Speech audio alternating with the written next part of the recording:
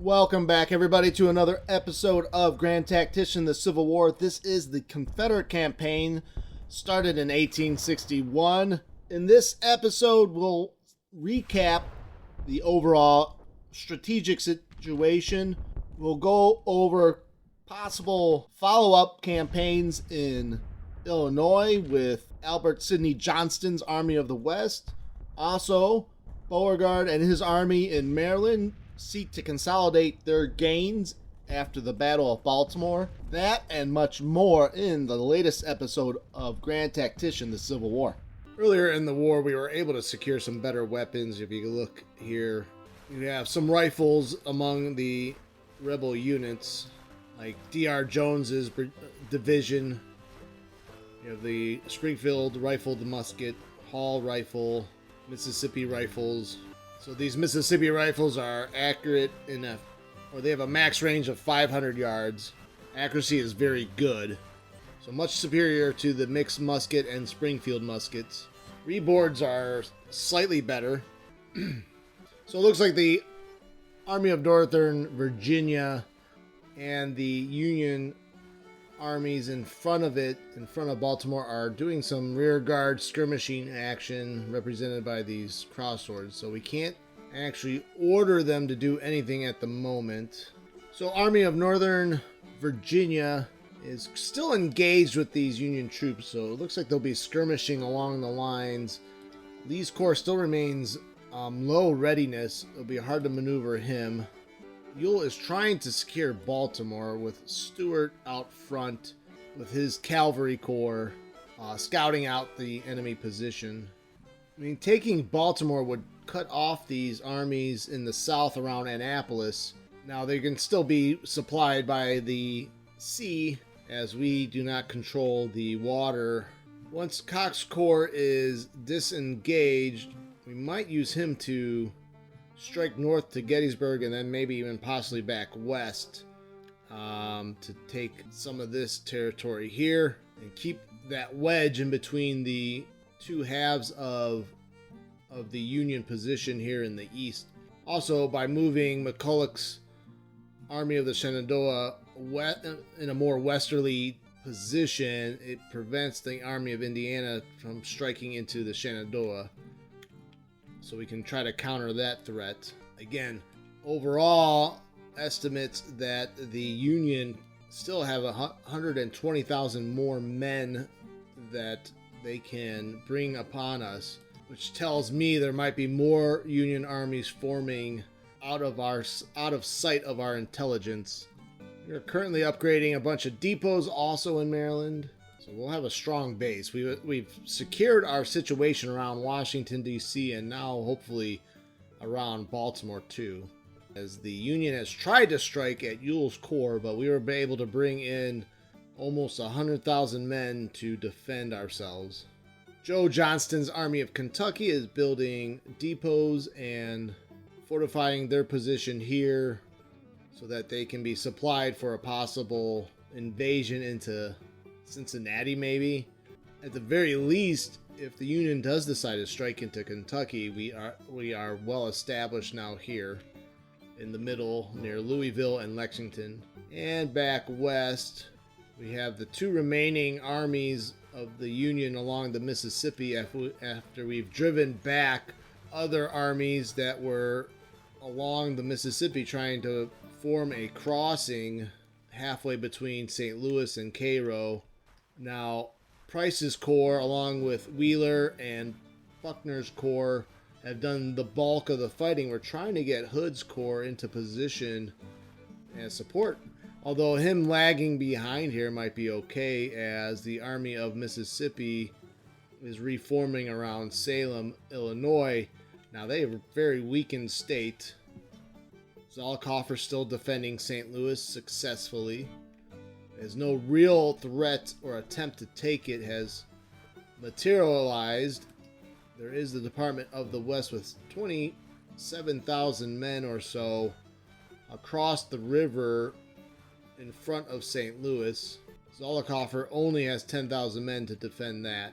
And our invasion into Kansas with Pegram and Tillman's Army of Kansas is slowly progressing as they are working on building depots and improving their supply situation, which is abysmal. But Pegram has taken Fort Scott in Kansas, so hopefully they can forage for supplies more successfully around there. After we build the depot around Fort Scott and Pappinsville, we should be able to push forward towards Topeka and possibly take Fort Leavenworth along the Missouri River there. I wonder if Pegram can build a depot himself. Yes, he can. It'll only take 19 days. It's a lot less time than I thought. So it looks like the Union armies, though, are suffering some attrition and losses in skirmishing action against the Army of the West. It looks like they are retreating, though, or at least one army has retreated up north. So even though this 36th Army of the Union, about 17,000 men, even though it looks like they're retreating up the Mississippi, they could combine for an attack against St. Louis, or they could just be retreating. But that leaves this lone Union army very vulnerable to an attack.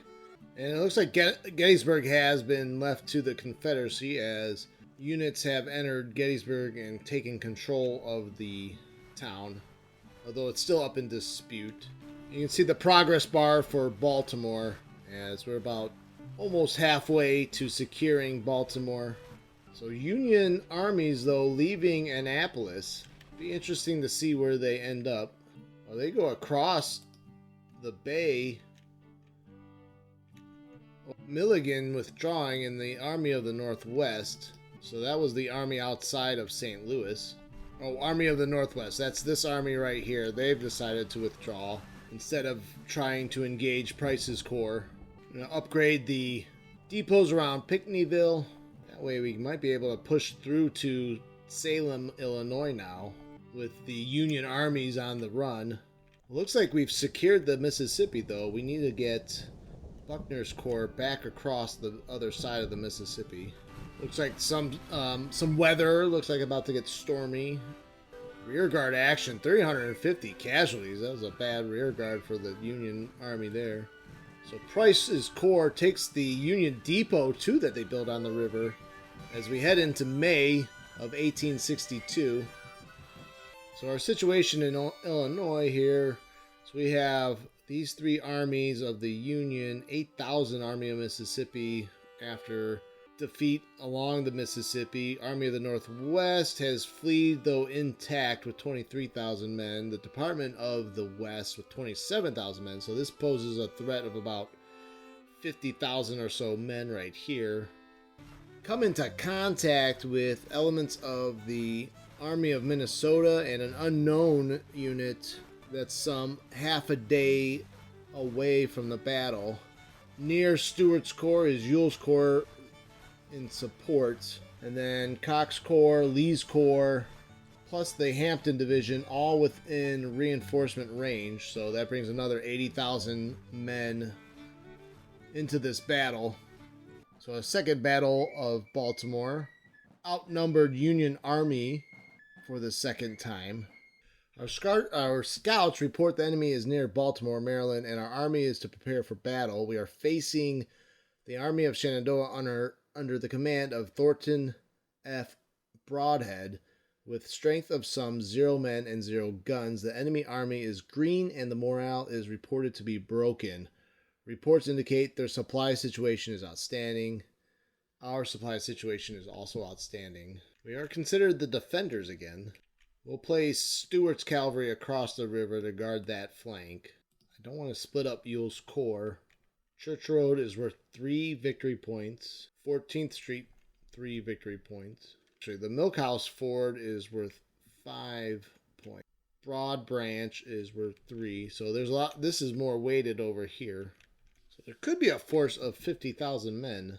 All right, here's our deployment. You got Stewart on the left, far left, defending the crossing at the Hoyle House along the Milkhouse Ford Road. And then Ewell's Corps defending the southern area. So why don't we get the battle started? So it's about 4 in the evening And no sights of the Union troops. And then the longer we hold on to our victory points, the closer we tick to a victory. So we start off with a minor defeat.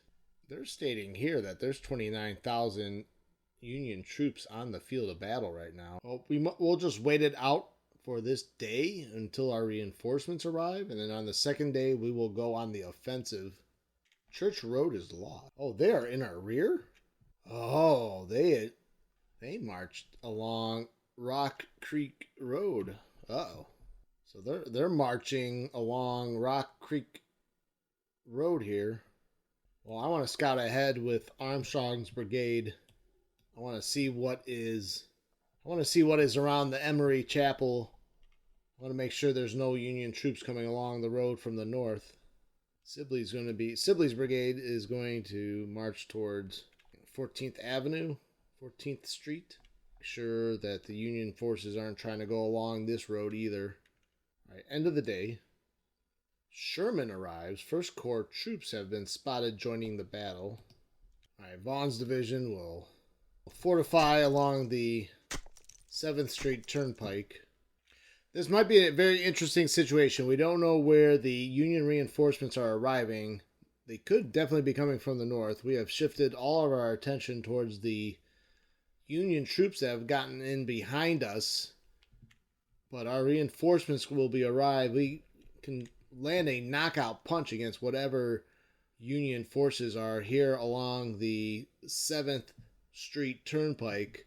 As we see lead brigade under Davis at the Church Road intersection. Stewart's task will be to scout out our rear area and make sure that we are not about to get outflanked in our rear. If in that case, we should be able to send reinforcements, though, probably from Cox Corps up the Blagden Mill Road if our rear shall be threatened. So Stewart's main job is to make sure that there are no Union forces, and if there are, we will adjust accordingly. The battle is underway. D.R. Jones will lead the march of Lee's Corps. Well, there is no good road.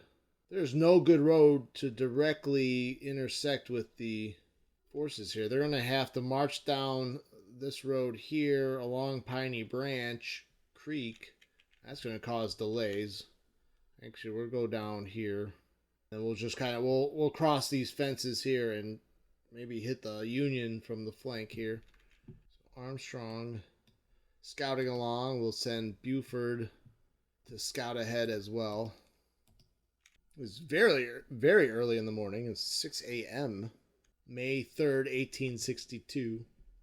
No movement, though, on the Union forces at the Church Road crossing intersection.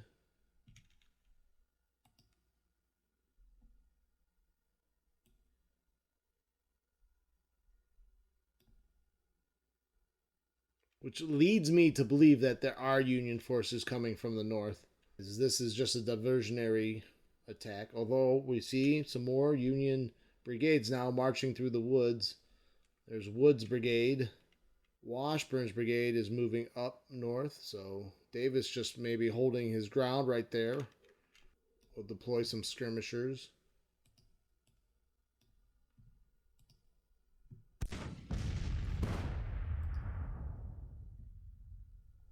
First shots are fired coming from Kemper's artillery battalion, and we get as the sun rises, we get a better look at the units in front of us.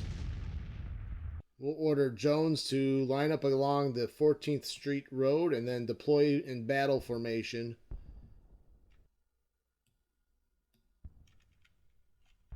Oh, and Stewart has spotted Union troops far into our rear, which means Cox Corps will march towards that threat. So we'll order Stewart to fall back. All right, Wickham's division, they will take the Broad Branch Road north. Colquitt will actually take the Blagden Road. And then you have Lane's large division in reserve. We'll march him towards the road this way, though. So Ewell and Lee's mission is to destroy the Union Corps to our south, while Cox's Corps deals with the Union threat to the north. See guns from Kepper's artillery firing upon the 1st Brigade of the Army of Minnesota. It doesn't look like they're forming up for a major assault now. It looks like they're retreating back, as they probably have spotted Jones's division now.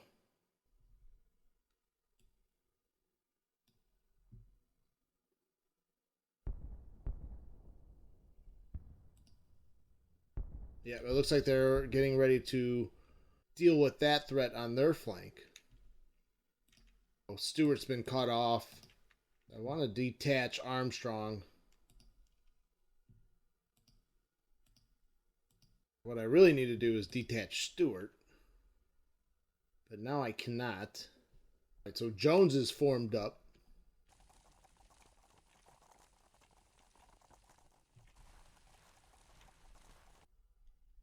It's time to move out Ewell's Corps. Now we've got this Union force stuck in the middle.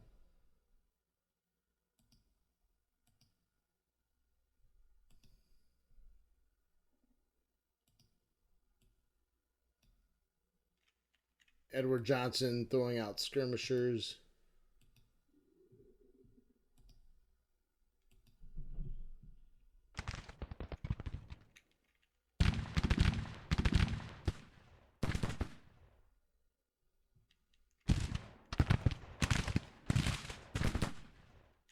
So the Union's trying in marching formation along this path, not realizing what kind of threat they were under.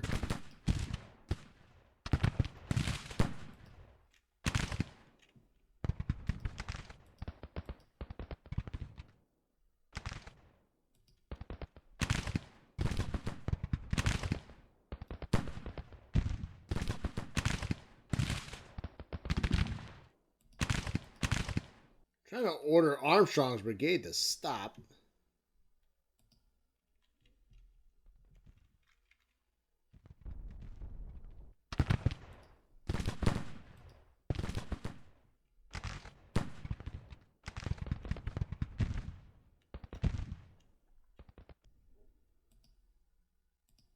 Clayton's division now being ordered to secure Jones's left flank, in on his left flank, as looks like the Union's trying to outflank him.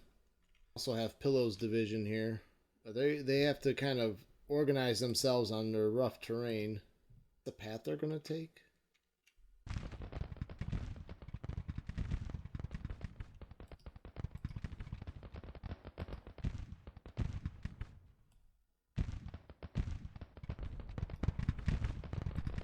Stop. 14th Street is now lost.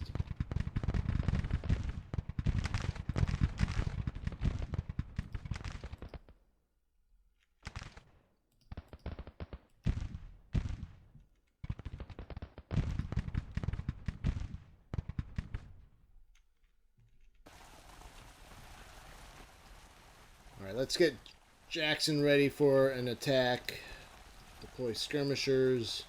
So Jackson's going to aggressively hit the Union forces that are mixed up around here. We're going to send Vaughn's division in there to support as well. We're waiting on Magruder's division too to arrive. So elements of Hampton's division now, or brigade, are engaging the Federals.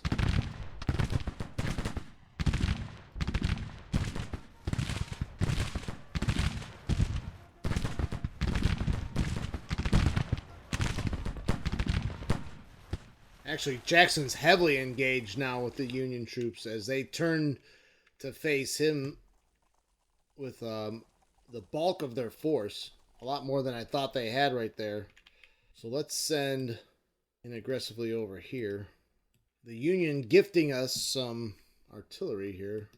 Why don't we just take it? So Jackson about to get into a major scuffle with the Union forces right here. near the Church Road intersection.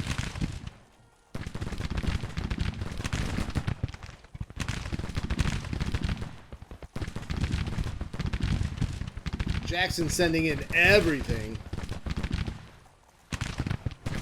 Wingo, overconfident. He's rushing the Union forces.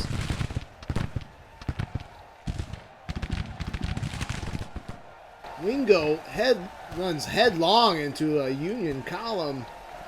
Brazenness of Wingo's brigade and his men. They just go charging. They were not ordered to charge. They were ordered to attack, but can't even get our artillery into supporting position.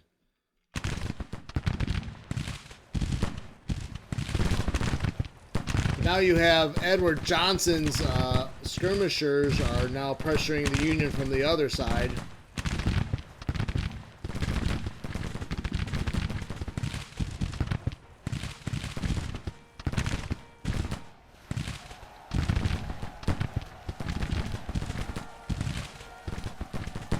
But Wingo's men are driving off the Federals. Even though they are outflanked.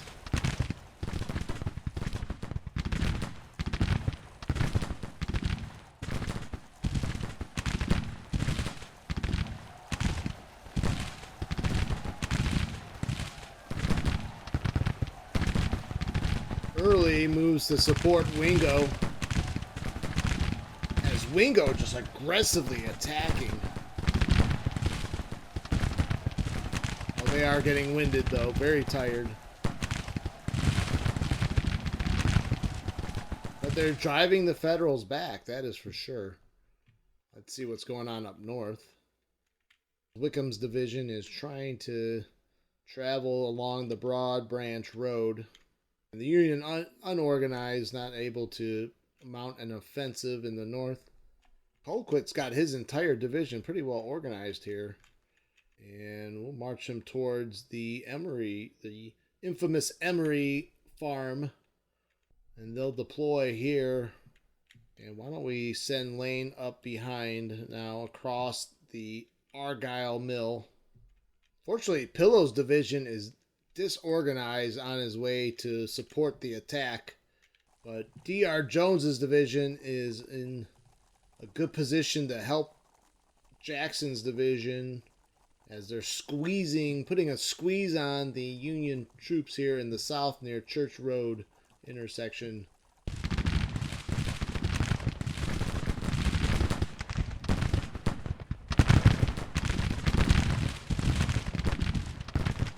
Heavy skirmishing going along the Union southern flank. Although Hampton's men are getting a little bit winded here.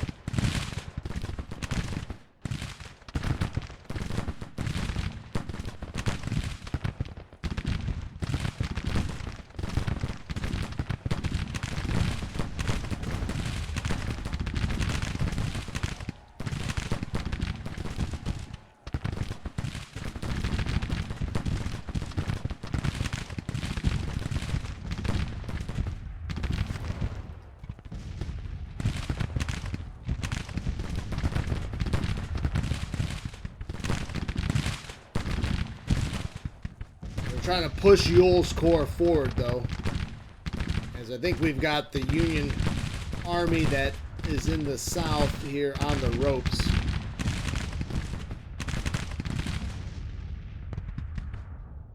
Johnson's detachment, oh, that's a detachment, though, so not the entire brigade. This is now considered a meeting engagement. But we're inflicting heavy casualties already on the Union forces. They were up to 1,300. Still a long shot away from the major victory.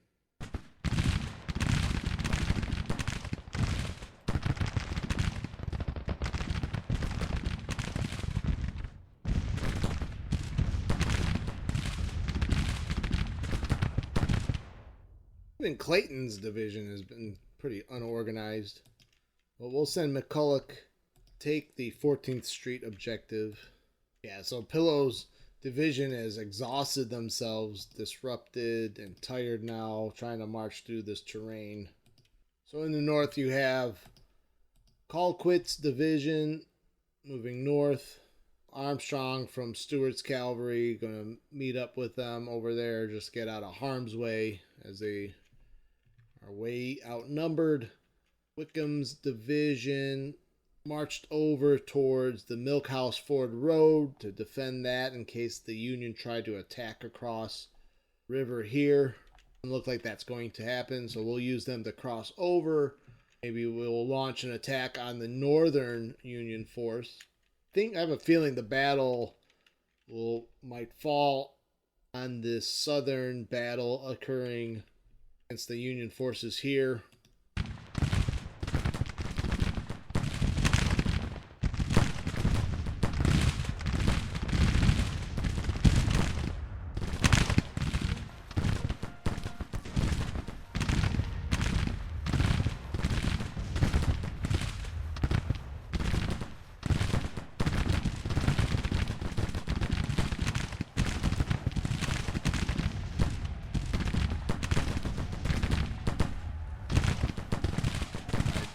Sibley's cavalry engaging the Federals right there. Let's see if we might have to send Early to support.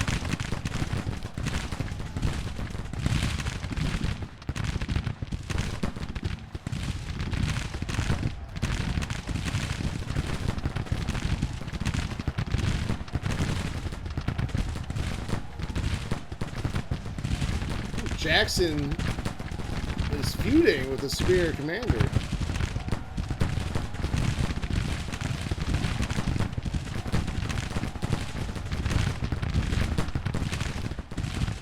Alright, so what's the difference between a gray feud and a red feud? This or a superior commander of this unit is subject to a feud with one of his superior commanders. Orders will take longer to be executed, and depending on his initiative value, he may carry out different orders. This or a superior commander. So it could be Ewell feuding. Red feud is feud own initiative. The commander of this unit or a hierarchy acts on his own initiative without orders. Oh, and he's turned red. Jackson has turned red. Jackson is on his own initiative. I'm surprised Wingo wasn't on his own initiative.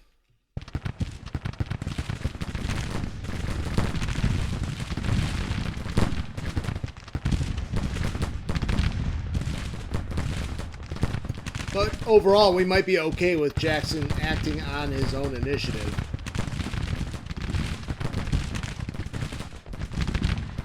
We need to dislodge this Union 3rd Brigade right there.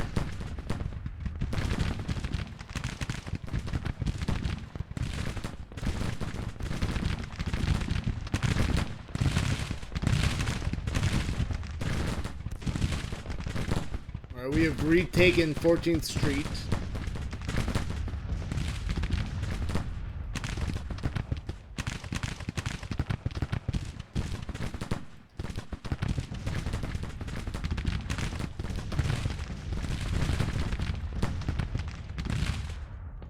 Orders being given to pursue the enemy vigorously. I'll have reserve units here. Can pick up these stragglers. Union casualties of 4,000. We have only lost 538 men.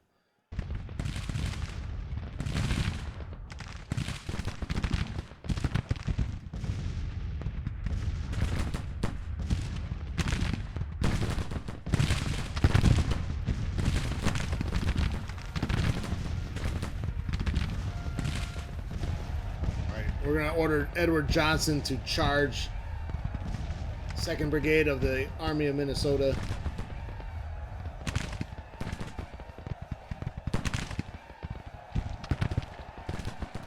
Third Brigade wiped out.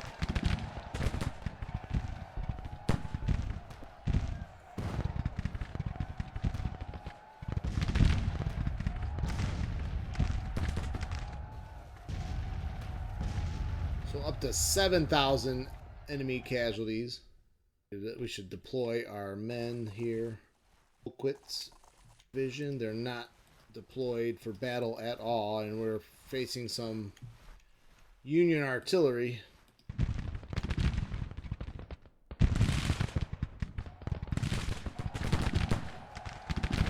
So victory is determined here in the South, that is for sure. Now, what kind of victory?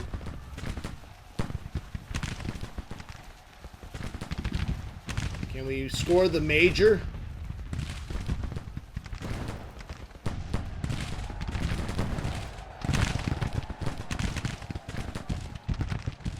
Edward Johnson's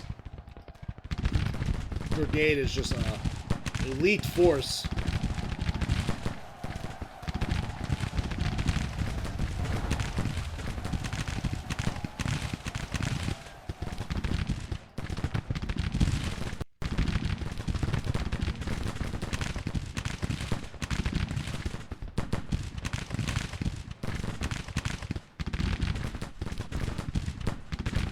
Enemy casualties up to 18,000. We need 31%.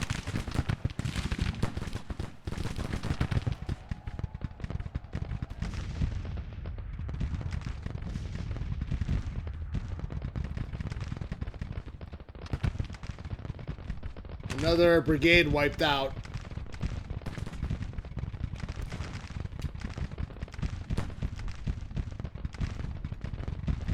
We're sending in everything. We want that major victory. Wingo also. Wingo and Johnson tearing up this 1st Brigade of the Army of Minnesota.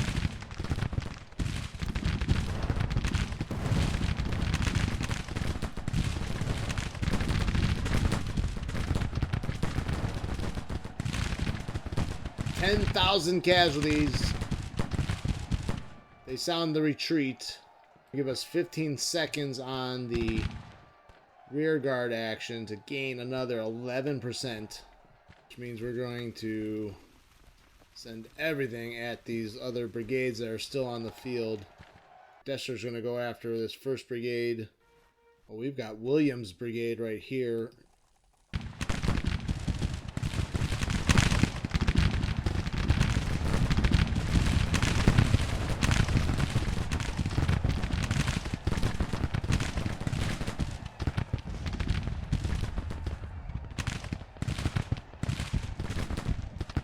To wipe out another brigade. We'll focus all our energy on this brigade right here.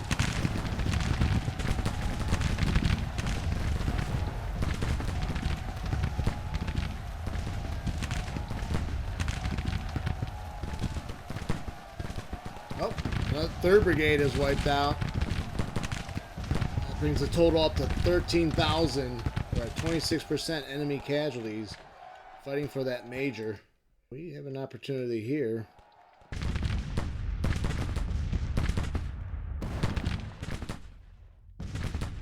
Why is Stewart's cavalry retreating? Where did they come from? Did they come from the north? Oh, that was Sibley. Oh, Sibley's broke. Oh, we tried to charge with Sibley, and he broke. Oh, Pickett. Pickett needs to charge this broken Union brigade.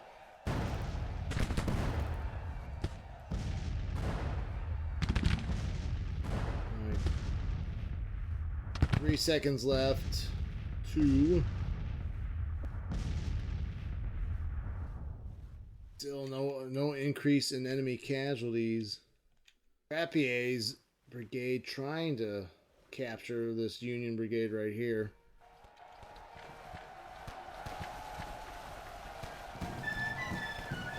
Oh, so close. Only a minor. Could not get the extra 5% in casualties, but very, very close. Damage is done. We only lost 1,400 men. Still 13,000 men lost on the Union side. That's not easily replaced. Well, maybe for the Union, easier than for the Confederates, that's for sure. Total casualties, 13,152 men. Thereof 887 killed. 6,100 captured. Morale is believed to be stable. Casualties total, our casualties total is 1,454. Captured 9,400 rifles and 31 guns from the battlefield. National morale is down to 48. National support, though, on the Union side is greater than national support for the Confederate states. Very bizarre. Field 60 morale for the Union Army, still relatively strong, I feel. Casualties on the Union side have broken the 100,000 mark, up to 113,000. We have lost 42,000 men.